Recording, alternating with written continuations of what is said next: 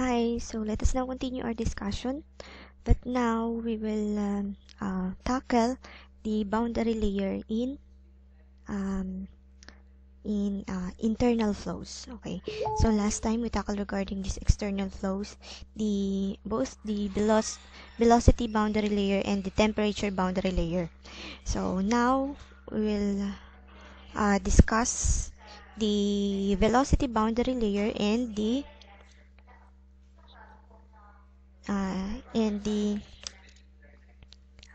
thermal boundary layer in internal flows.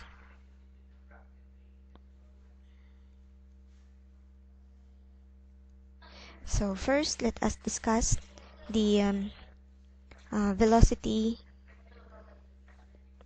boundary layer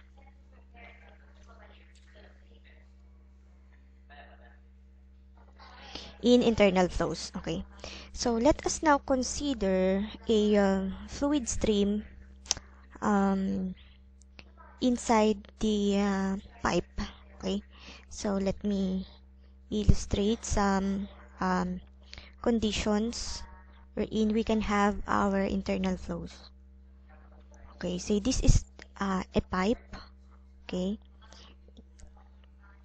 and uh, right before the fluid flowing inside the pipe, we have a um, velocity profile that looks like this, right? Okay, so we have a velocity profile that looks like this, straight. That is actually a uniformly distributed velocity. Okay.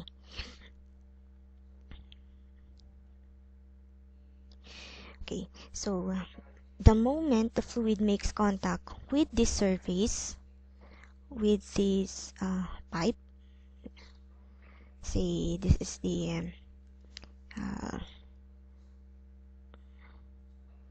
the surface of our pipe, the moment the fluid enters here, the viscous effect comes into play, right? And a boundary layer develops with some increasing distance along this x direction. Okay, so along this x direction. And according to Sir Frontal, we can view this as having the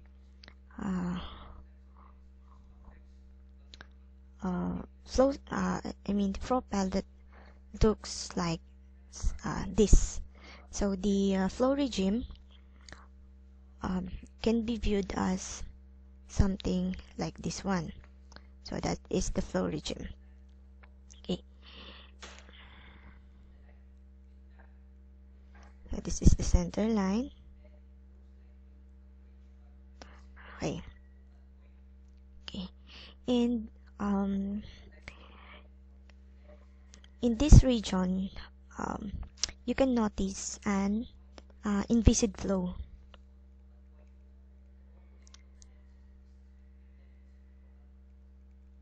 Inviscid flow.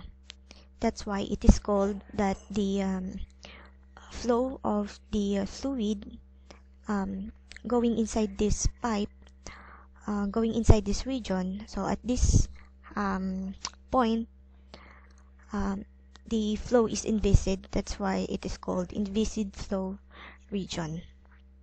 Okay, while at this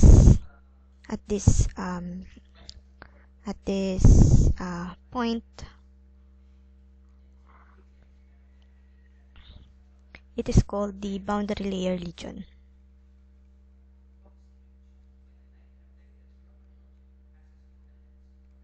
Okay, so it is called the boundary layer region. Okay, what happens inside this pipe is that from here up to this point, the term is called the hydrodynamic entrance region. So we call it hydrodynamic entrance region. Okay. Okay.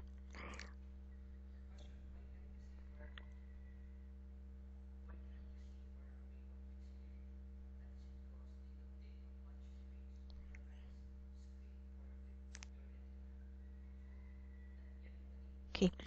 So the boundary layer actually starts from the circumference at the inlet and merges at the pipe center. So from here to here.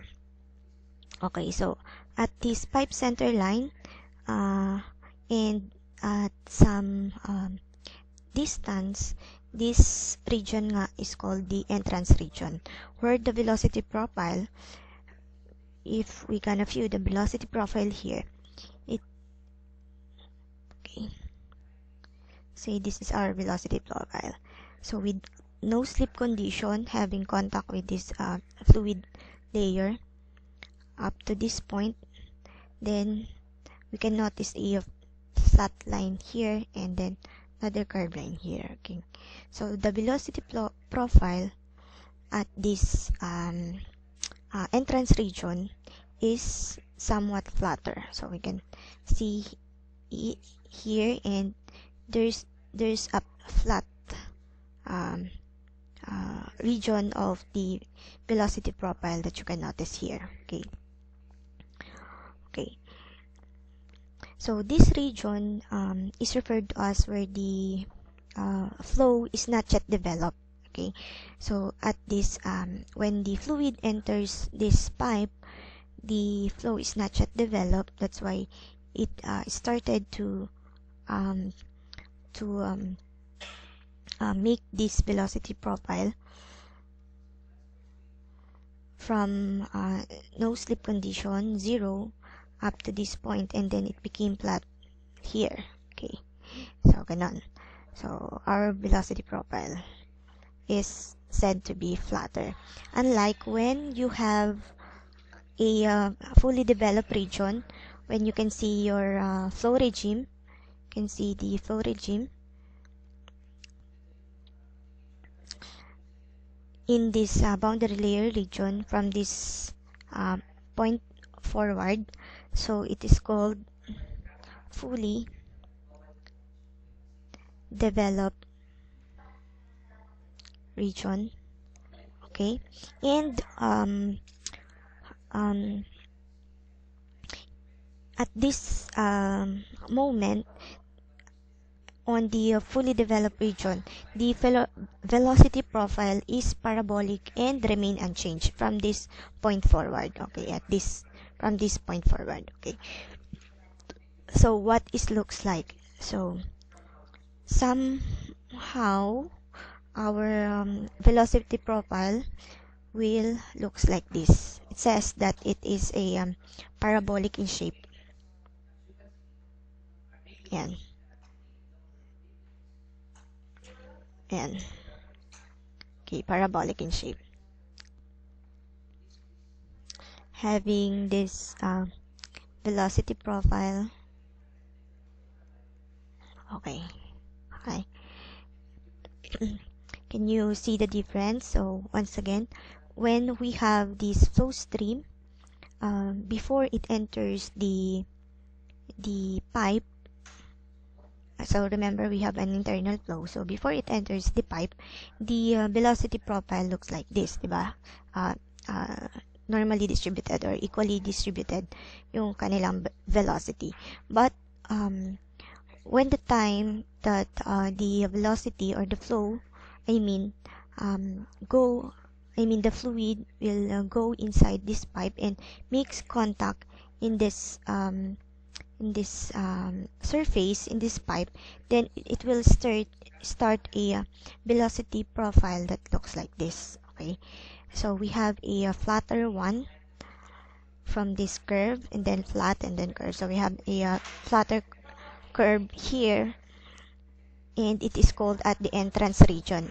And when the times come that the flow is fully developed at here, at the fully developed region, or what we call the boundary layer region, then we can expect a parabolic shape velocity profile. Okay, so this is actually our um, uh, velocity profile at the fully developed region.